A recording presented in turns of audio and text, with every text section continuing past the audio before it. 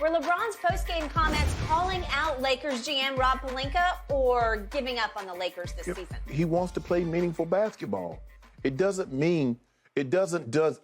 do anything for him to have the stat lines that he's having, and they're losing. We've seen guys throughout the NBA, throughout the history, be on losing team and put up stats. And we criticize them for that. And they've never had the resume or had the gone to the playoff and played the meaningful basketball as LeBron. So that's just the level of expectations. We're saying he's putting up numbers on a bad team. Well, LeBron James has been to 10 finals. He's won 4 of those. He's played meaningful basketball. And I want to continue to play meaningful basketball. Skip, I believe Tom Brady would be even more disappointed. Let's just say, for the sake of argument, Skip, that this year Tom Brady was playing like he played last year and they were 7-8. He would be really frustrated. I think in little solace is like, yeah, I'm disappointed that we're not winning, but I'm not playing well. LeBron is like, man, look at my stats. I'm 28. 28 points, 8 rebounds, 6 assists. And what have they gotten us? 14 and 21. So he's saying, what do you want me to do? He's like, yeah, I want to play meaningful basketball. I want to be in the playoffs. I want to be able to contend for a championship. But I don't believe that what's assembled around me gives me that opportunity. So, Rob, log on your computer, get on the phone, and make something happen. That man ain't giving up on the season. When have you ever known LeBron to give up on anything? So, look, I get it. Passing Kareem, achievement. Going to the All-Star game again this year and starting, an achievement. But that's not why he plays. You play to play playoffs. I don't think nobody thought nobody thought anybody was going to break Kareem's record.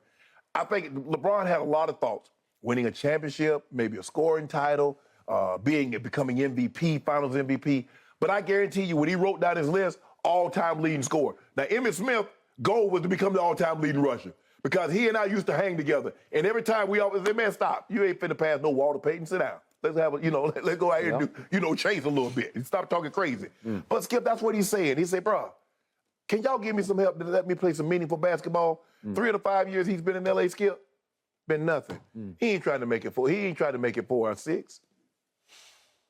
Okay, so what's the motivation to say what he said? Light a fire up on him. Okay, light a fire up under Rob Pelinka. Okay, I want to make sure. That's he ain't giving up on those. Yeah. The more I think about this, the worse it gets. Because speaking of Brady, since you brought him up, if after, I don't know, 5 or 6 games this year when it started to head south, if he had made a concession speech like this that came across like he was giving up on the season, I would have never heard the end of it because you would not have let him off that hook or off that hot seat. When Brady, what did they do for Brady? They went and got him AB. They went and got him Gronk. But not this year they have. But I'm saying they went and got that. They did that. But this year is this year. Yeah, and they got him Julio. Okay. They got him Julio. And you were the first to guess it and say, that's not going to help because he's not going to be healthy, right? That was just basically on his last couple of years. Okay, but if after, I don't know, 6, 7 games, he had thrown up his hands and said to the media, hey, I got a rookie tight end I'm trying to throw to, and we can't run the football. And if you looked at my offensive line, it's a shell of what it was a year ago. You know what I'm saying? Guess what, Skip? If the West, if everybody in the West was like everybody in the NFC South division, I was like, bro, we sitting pretty. Yeah. I mean, you 7-8, Skip, and you win this game, you go to 8-8, you win the division. So if LeBron beat Atlanta, what they are? That means they're, 14 and 21. Gets them in nothing. Okay. It still felt to me like he was giving up on the season, and I believe that's the message that got sent to his teammates. And it's obviously way too early to give up on this season. Have you seen his teammates play? It seems like they gave up on the season. I don't know about that. It's just flawed from the start. And you first guessed it, but LeBron didn't because he made a mistake. He pushed hard for Russell Westbrook, who is now the runaway 6th man of the year. Yeah. So at least you're getting productivity out of him, but it's not impacting the scoreboard. Right, yes. It's not impacting the win-loss record the way it should. No. Because they're falling and falling and falling in the standings, and it's starting to look like it's going to be a long way up to even the play-in tournament unless AD can come back full force. And I have no idea what his status is because they are being mysterious and Well, it ain't good. circumspect. Well, They hadn't mentioned anything that he had on court or he did anything basketball related. They haven't mentioned anything like that. So here we are. Does LeBron know that he's gone for the season, maybe? Is that possible? I don't think LeBron thinks he's gone for the season, but he's gone into January. Okay. So my issue with this is LeBron has to take some culpability, some of the blame for what's happened. For what's their record now? I've lost track. 13 and 21. Isn't it? 13 and 21. 14 and 21. 14 and 21. Okay. He has to take some culpability, some responsibility for what's happened, because I'm going to say it again. 3-point shooting. He's at 29.7%. That ranks 147 out of 149 in the league. That's horrendous. But guess who ranks 149th? Right. Russ. Okay, so you got two of the worst three-point shooters taking by far the most threes on your team. It's not going to work. It's going to make a lot of L's pop up because you can't sustain that. And then look at, he's got 2 more years left on his Laker deal after this one. So he insisted on getting max contracts. You say, well, he earned it. You know, he deserves it. Okay, so he's making 41 this year, then 45, and then 47. It's a lot of money for a guy who says winning is in my DNA, because I'm going to bring it up again. My all-time favorite San Antonio Spur, Tim Duncan, his last 4 years, I just looked this up. He took 9, 10, 10, and 6. By the final year, he wasn't much, but still, the 9, 10, and 10 years, he was still a dominating player. And that second year, they blew your Miami Heat, LeBron's Miami Heat, off the floor by a record finals margin to win in 5 games in 2014, okay? So he's just saying, surround me. Go get a bench. And what was your big lament after the 2014 finals? They're too deep. They got 3-point shooters everywhere, right? And they're just raining threes on us, which they did, okay? It's because they had the money to go get a real live bench that was about as good as the starting lineup, okay?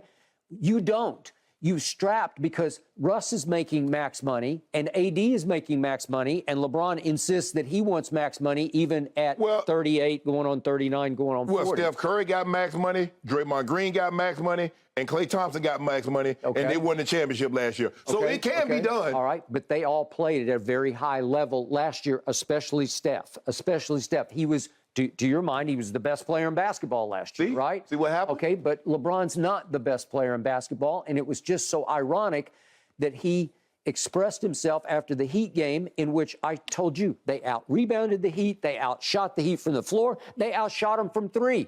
But they turned it over. And they opened the bakery with all them turnovers. Okay, and LeBron led the way with 6 turnovers. Yes. So he didn't preface all this by saying, a lot of this is on me. He didn't say that. He just said, don't blame me. This was the classic. That's what he said. You said that. But that's the interpretation of, that's how it comes across to people of, don't look at me. Well, I'm looking at you because you haven't been that great. You put up good numbers, but there are hidden figures in here. There are too many turnovers, and there are way too many 3-point shots taken and missed. It just hurts because they're empty trips. And if you get enough empty trips in a game, you know what's going to happen. They're going to score on you because your defense has fallen off the face of the earth. And that's what I didn't see coming, because I thought Darvin Ham had, with a defensive mindset, they would be even better on defense, and they're not. Skip. I mean, in order to play defense, you got to have people to play it with. You can have the mindset all you want to. Well, AD can play defense when he's there, but he's not there. The thing is, but you look at teams that historically normally play defense, the players, you look at the Steelers, it's not just because they're in Pittsburgh. They got really good defensive players. You look at the Ravens, they got really good defensive players. Yep. That's what that's about. It's not about, well, it was Coach Knoll, it was this guy, Mike Tomlin, or Coach Cowher. That's not what it's about. You look at the players. The James Harrison, the Troy Polamalu, and the Ryan Clarks, those guys can play. Okay, I got it. But you can also have a mindset that can overcome some of it. You have all the mind you want to. Can you do the job or not? I got, you know what? Ooh, man, I get psyched myself up. But I ain't finna deadlift 1,000 pounds. No matter what my mind says, I can't lift it. So no matter how bad you want, I'm gonna go out here and do it. Either you can or you can't. Now, the more athletic and the more talented you are, the mindset plays a role. But if I ain't got no talent to be able to do it, Skip, my mind, I can't coax myself. I can say, man, I want to play NBA so bad. Lord, you know how bad I want to play. Yeah, Shannon, but I didn't bless you with that talent. I got it. But there are nights, because I watch every dribble that your team plays, there are nights where they'll go through stretches and they will play high-level defense because it looks like they care, like they got their fires lit in the locker room. Russ will play defense. Lonnie Walker can really play defense because he's long and athletic. And Austin Reeves is not the most athletic guy, but he will get up in you and he will distract and bother you. And he plays at a pretty high level. Every once in a while, Pat Bev can actually get under your skin and play some defense. But the thing is, Skip, is that it's when those stretches that they give up 51 and a quarter. You give up 39 and a quarter. I don't get it. So that's the problem. Yes, you can summon it up for spurts here or there, but when you don't summon it up, you get blown out in the quarters. And it's normally the third quarter that people seem like they drop an anvil on your head. So you're trying to relight a fire under Pelinka, whose hands are tied behind his back by his salary cap. Well, he tied him. Well, no, he didn't. He didn't want Russ. I don't think. LeBron and AD wanted Russ. So they said, okay. We'll go get you Russ. Once you do that, you're in trouble. Who's the general manager? They can't trade for nobody. You have to make that trade. And Jeannie supposed to say, no, Rob, we don't want him. But they didn't. But they did it for the king. They do did something it else for for me AD. now. I'll tell you what, let me ask you a question. Okay, do what? Give up those picks in 27 and 29? When is Ernestine's birthday? August 3rd, Tom Brady's birthday. Okay, you bought a gift, right? Did I? Okay, Christmas came along. I bet her. She wouldn't be there anymore, right? Christmas came along, you brought another gift. Yeah. Okay, you did something for LeBron, do something again. Oh, do it again? Yeah. Oh, so it just keeps coming, like recurring gift giving. Oh, okay. I mean, you can't just buy one gift. Okay. You buy one gift, they're going to expect another gift. But with, unfortunately, I don't have a salary cap. Right? I do. There's no salary cap. Yeah, you do. I got a salary cap. Well, there's one way out there, but in general, there's no salary cap that I have to honor, right? Right. Well, Pelinka does have a cap, and it is restrictive. And in the end, all he's got to deal with are those 2 draft picks. And I'm pretty sure Jeannie's saying LeBron is going to be long gone, and I'm not seeing enough hints of greatness here that I'm going to give up those 2 draft picks, which could be really good players, just for LeBron to get some help this year, which might not help us. Let me tell you what else is going to be long gone. The fans keep on losing. Well, that's what else going to be long gone. And I guess they'll come back in 27 and 29 when you got those 2 picks. Yeah, I don't think Laker fans will ever go away. Yeah, they won't show up. Yeah, I root for the Lakers, but I just ain't going to give you my money to come see them. Well, that hasn't happened yet. It will. And again, LeBron is a great gate attraction, and he's about to become the greatest sideshow in the history of the NBA. Well, we might take our gate attraction somewhere else. Okay, well, are you ready to be traded? We might have to be. Okay. We want to play meaningful basketball. Okay. Yeah. If you want to be loved and you're in a relationship and that person ain't loving you, what you going to do? You going to stay and be unloved, or you going to move on down the road where they love it at? I don't know what would somebody give for LeBron right now? Don't worry about all that. That's not your concern what they're going to give for it. I'm not sure. I'm not sure it'd be a whole lot. Would somebody give a first? Stop it. Well, seriously. Several. As he goes to 39, as 40, 41, and he's going to still be playing and still be getting, that man going to be 41 dropping 25 on him. Okay, and his gate attraction right now is passing Kareem. Well, he's going to pass him. Well, then when he goes to another city. But Skip, you know what? You keep talking about that man going to pass Kareem and he dropping 12 points a game. Don't do that.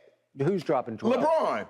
The man giving you 27 a night, 28 a night. Okay, so he's going to pass Kareem. Yes, right? but you said, oh, he's going to pass Kareem like he's going to pass Kareem while averaging 12 points a game. No, I didn't say that. No, that's what you sounded. But my point is, he's going to pass him, and once you're passed, the event is over, right? And guess what? And now you're almost like ceremonial. Do you want to see 40,000 points?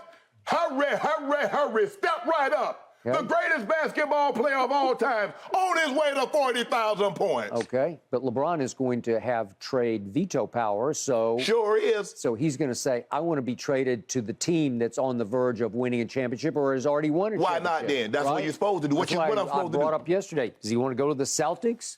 Nah. Yeah? Nah. Why not? Let them young boys do their thing. Well, he could just fit right in. No, we don't need to fit right in. No. Let the Celtics... Let him go along for a championship ride. The Celtics have something great going on. LeBron doesn't want to interrupt that. Yeah. LeBron got an idea. I want to do it with the Celtics. I'm not Celtics, with the Lakers. I came here to put the Lakers back on the map as far as championships. I did that. Okay. Now. You did it. Now bring me something.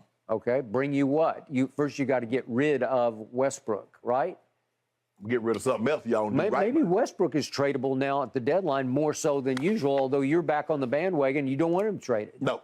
Right? Nope. Well, then you're I want stuck. Bogdanovich. Give us Bogdanovich. Detroit, y'all not going anywhere. Y'all be hoarding good players for what?